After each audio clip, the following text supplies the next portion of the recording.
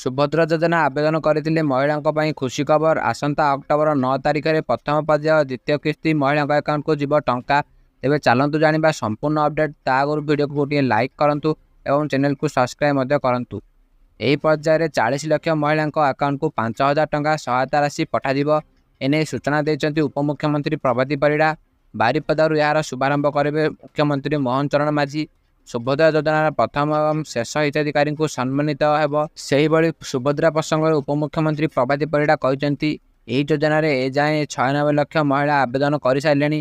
ଆଉ କିଛି ଦିନ ଭିତରେ 1 କୋଟି ଆବେଦନ ମିଳିବ। ସରକାର 1 କୋଟି ମହିଳାଙ୍କୁ ନିଶ୍ଚିତ ସୁଭଦ୍ରା ସହାୟତା ପ୍ରଦାନ କରିବେ।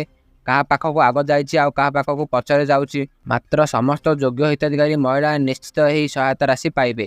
ତେଣୁ ଯେଉଁମାନେ ଆବେଦନ କରିଛନ୍ତି ଧୈର୍ଯ୍ୟ ଧରି ଅପେକ୍ଷା କରନ୍ତୁ। ଇ-କେୱାଇସି ଯାଞ୍ଚ କରି ଟିକେ ସମୟ ଲାଗୁଛି। 25,11,000 ମହିଳାଙ୍କୁ ପ୍ରଥମ କିସ୍ତି ଦେଇସାରିଛୁ। ଆସନ୍ତା ମାର୍ଚ୍ଚ 8 ତାରିଖ ଆନ୍ତର୍ଜାତିକ ମହିଳା ଦିବସରେ ଦ୍ୱିତୀୟ କିସ୍ତି ଟଙ୍କା ପ୍ରଦାନ କରାଯିବ ବୋଲି ସ୍ପଷ୍ଟ କରିଛନ୍ତି ପ୍ରଭାତୀ ପରିଡ଼ା। ଉଲ୍ଲେଖଯୋଗ୍ୟ, ଗତ 17 ତାରିଖରେ ରାଜ୍ୟରେ ସୁଭଦ୍ରା ଯୋଜନାର ଶୁଭାରମ୍ଭ ହୋଇଥିଲା। ଭୁବନେଶ୍ୱର ଜନତା ମଇଦାନରେ ଆୟୋଜିତ ଏକ ସ୍ୱତନ୍ତ୍ର କାର୍ଯ୍ୟକ୍ରମରେ ପ୍ରଧାନମନ୍ତ୍ରୀ ନରେନ୍ଦ୍ର ମୋଦି ଏହି କାର୍ଯ୍ୟକ୍ରମ ଶୁଭାରମ୍ଭ କରିଥିଲେ। ରାଜ୍ୟରେ 25 ଲକ୍ଷ ମହିଳାଙ୍କୁ ସୁଭଦ୍ରା ଯୋଜନାର ସାମିଲ ହୋଇ ସହାୟତା ରାଶି ପାଇସାରିଛନ୍ତି। ସେମାନଙ୍କୁ ପ୍ରଥମ କିସ୍ତି 5,000 ଟଙ୍କା ଲେଖାଏଁ ମିଳିସାରିଛି।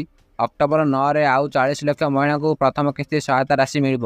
ଏହିପରି ପର୍ଯ୍ୟାୟକ୍ରମେ ରାଜ୍ୟର କୋଟିଏରୁ ଅଧିକ ମହିଳାଙ୍କୁ ଦିଆଯିବ ସୁଭଦ୍ରା ସହାୟତା।